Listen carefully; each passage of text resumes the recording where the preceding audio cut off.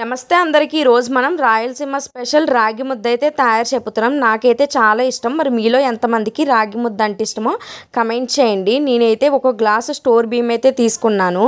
ఏ బియ్యం అయినా పర్లేదు కానీ ఈ స్టోర్ బియ్యం అయితే బాగుంటుంది రాగి ముద్ద. ఒక గ్లాస్ బియ్యానికి 10 గ్లాసులు వాటర్ అయితే వేయాలి. బియ్యాన్ని కడిగి ఒక అరగంట సేపు నానబెట్టుకోండి. ఇప్పుడు 10 గ్లాసులు వాటర్ వేసి కొంచెం వాటర్లో సాల్ట్ వేసి ఆ సాల్ట్ కరిగిన తర్వాత కొంచెం వాటర్ అనేది కెళ్ళినప్పుడు మనం ముందుగా నానబెట్టుకున్న ఈ స్టోర్ బియ్యాన్ని కూడా ఇందులో వేసి బాగా ఉడకనివ్వాలి. ఇది ఉడికేటప్పుడు మీరు కలుపుతూ ఉండాలి. బాగా మెత్తగా అవ్వాలి. ఎందుకు స్టోర్ బియ్యం వాడాలంటున్నానంటే నార్మల్ బియ్యం అయితే కొంచెం గట్టిగా ఉంటుంది, స్టోర్ బియ్యం అయితే జిగురు ఉంటుంది. అందుకని ఇక్కడ రాయలసీమ వాళ్ళైతే రైస్ వేస్ట్ చేస్తారు, కానీ ఇక్కడ కన్నడ వాళ్ళైతే ఓన్లీ రాగి పిండితోనే చేస్తారు. అది వేరే టేస్ట్ ఉంటుంది, ఇది వేరే టేస్ట్ ఉంటుంది. నాకైతే ఇలా రైస్ వేసిన ముద్ద అయితేనే ఇష్టం. ఇప్పుడు చూసారా రైస్ అయితే బాగా ఉడికిపోయింది.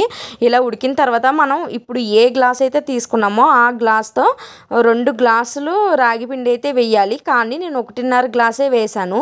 మీరు 2 గ్లాసులు వేసుకుంటే మీకు ముద్దలా వస్తుంది బాగా.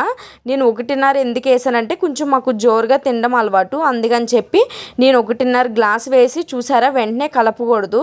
కొంచెం పిండి బాగా ఉక్కిన తర్వాత మనం గరిట అనేది పెట్టి బాగా కలుపుకోవాలి. కలుపుకున్నప్పుడు అస్సలు ఉండలు లేకుండా బాగా తిప్పుతూ కలుపుకోవాలి. అప్పుడే టేస్ట్ అనేది బాగుంటుంది. ఉడుకుతూ సిమ్లో పెట్టి బాగా తిప్పాలి. మీరు ఎంత ఫాస్ట్గా తిప్పితే అంత ముద్ద అనేది బాగుంటుంది, మెత్తగా వస్తుంది. మీరు బాగా నలిపి కలుపుతూ ఉండాలి. నేను చూపించిన విధంగా తిప్పుకుంటూ ఉండాలి.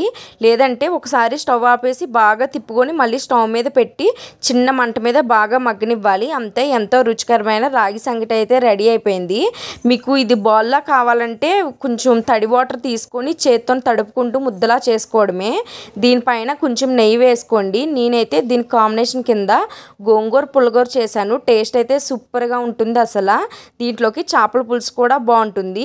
మరి మీకు ఏది ఇష్టం, చేపల పులుసు ఇష్టమా, నాటుకోడి పులుసు ఇష్టమా, ఏది ఇష్టమో కమెంట్ చేయండి. ఇలాంటి మంచి వీడియోస్ కోసం మన ఛానల్ని సబ్స్క్రైబ్ చేయండి, లైక్ చేయండి, షేర్ చేయండి. Bye bye friends.